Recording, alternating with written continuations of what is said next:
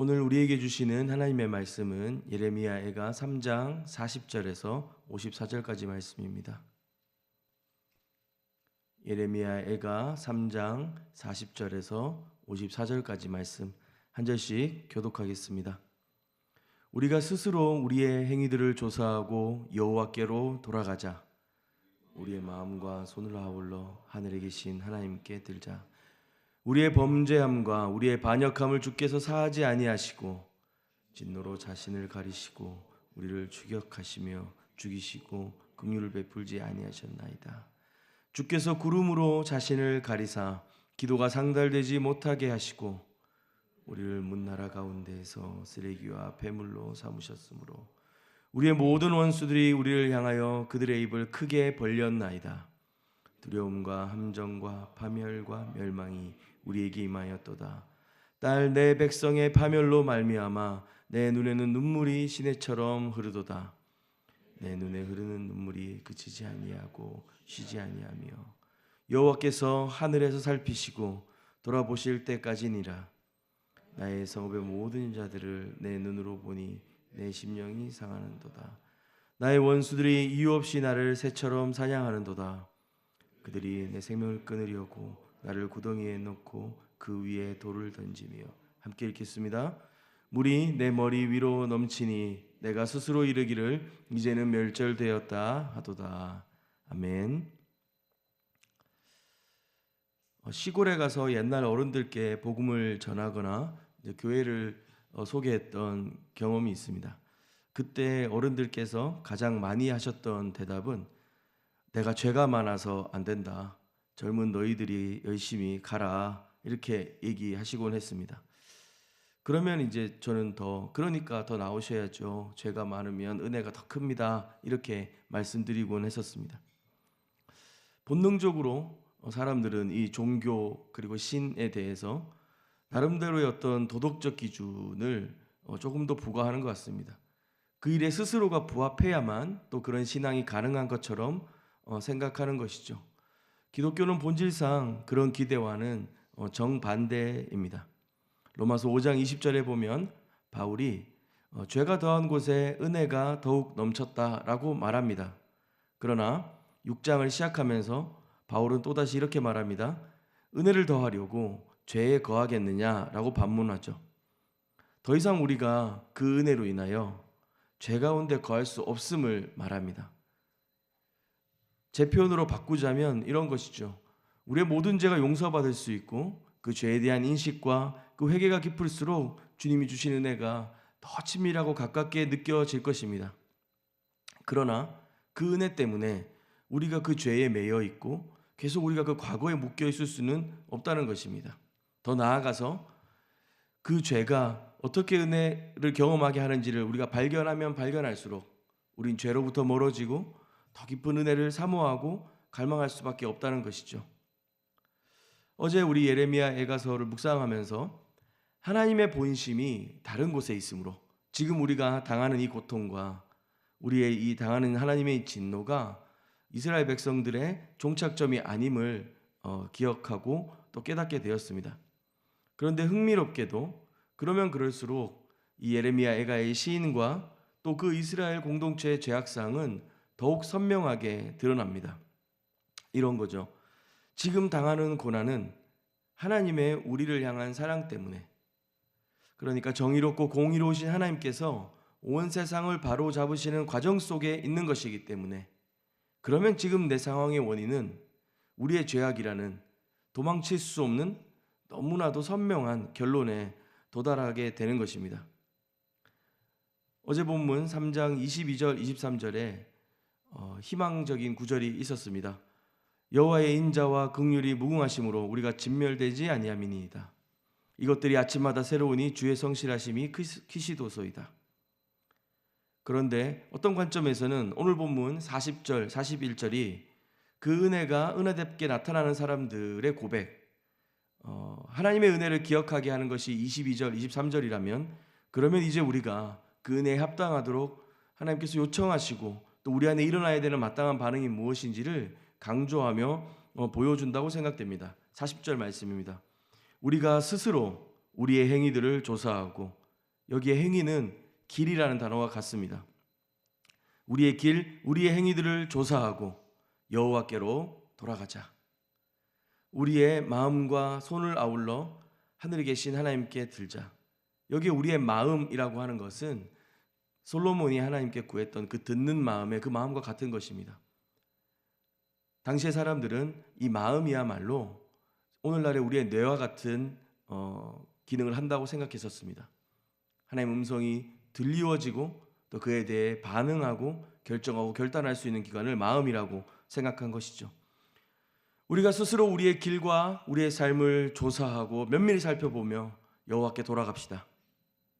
우리의 중심과 우리의 전 인격을 주님 앞에 올려드리며 하늘에 계신 주님을 바라봅시다. 그렇게 말하는 것입니다.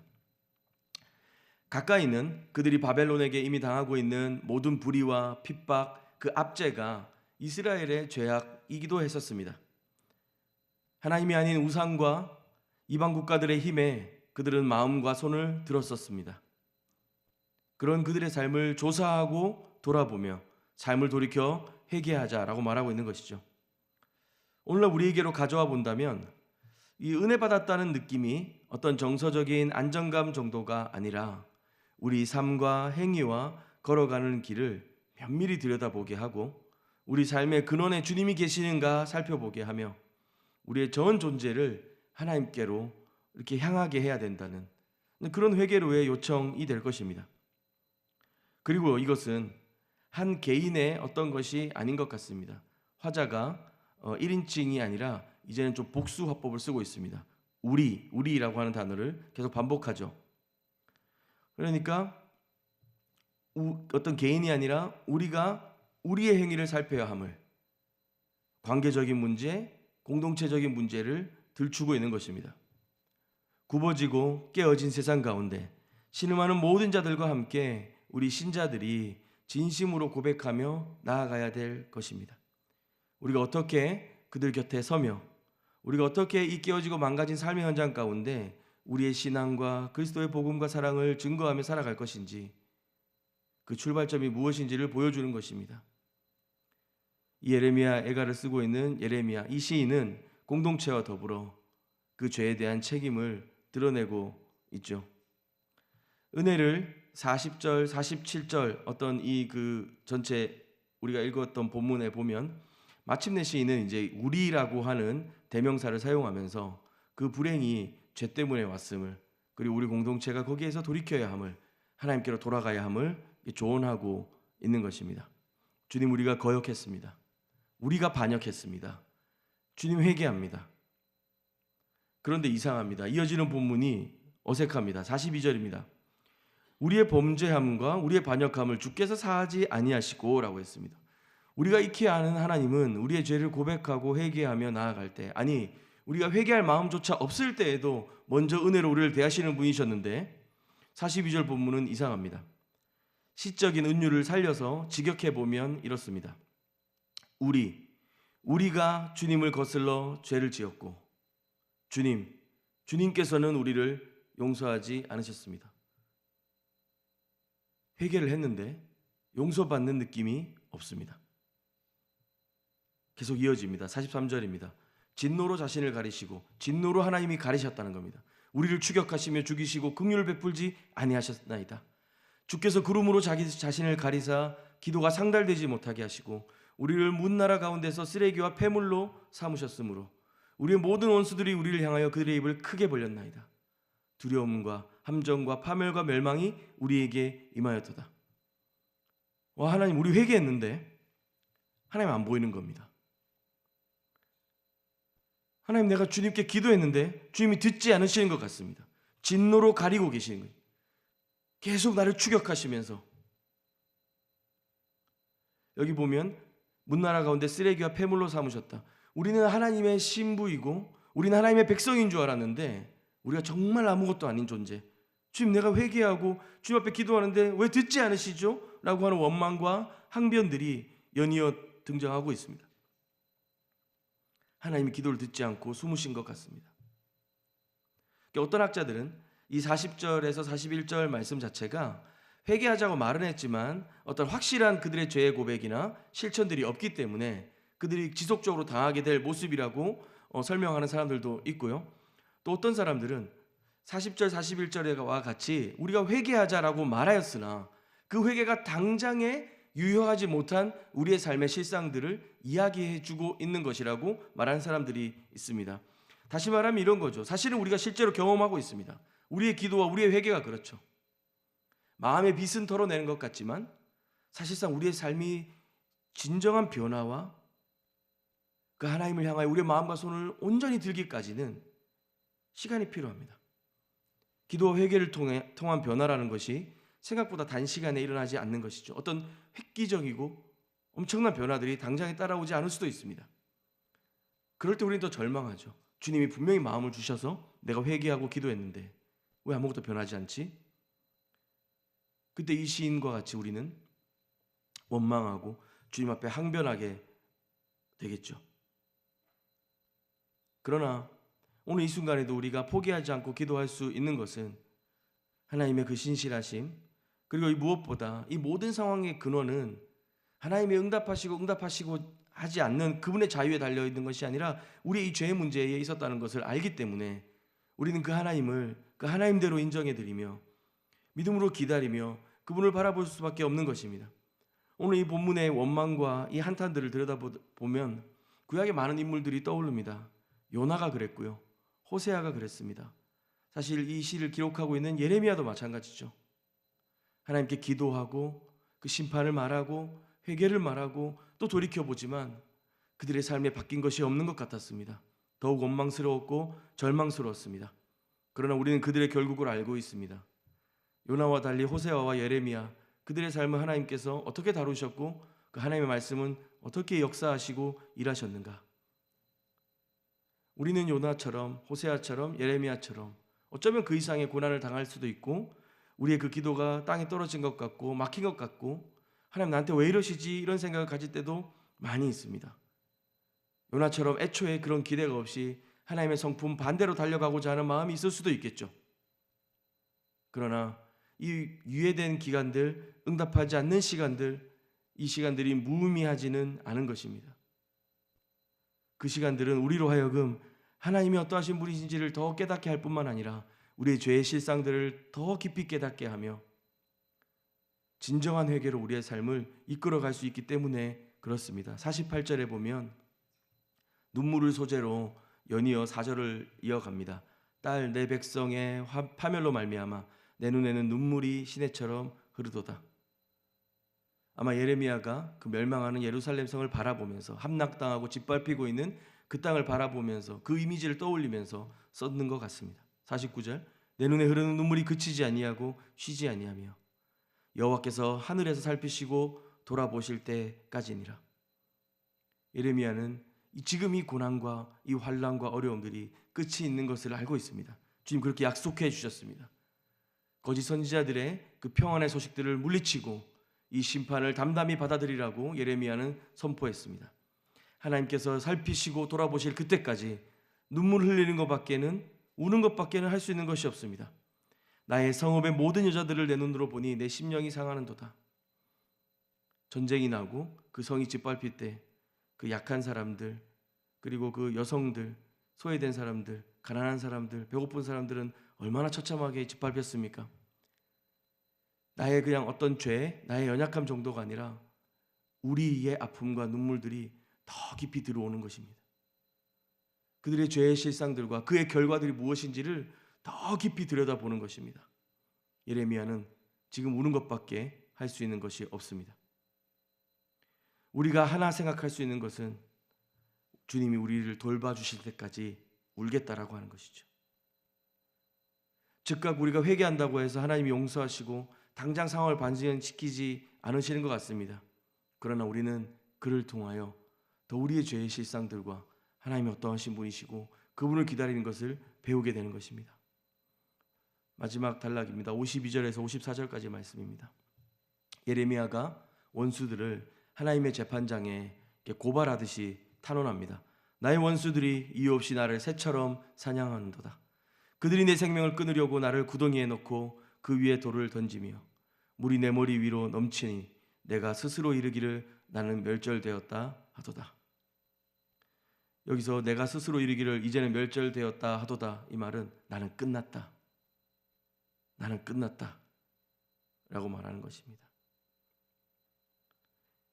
하나님께서 이 원수들의 행악들을 다 바라보고 계시고 지켜보고 계십니다. 예레미야는 더 이상 감당할 힘이 없고 그저 끝났다라고 고백할 수밖에 없습니다.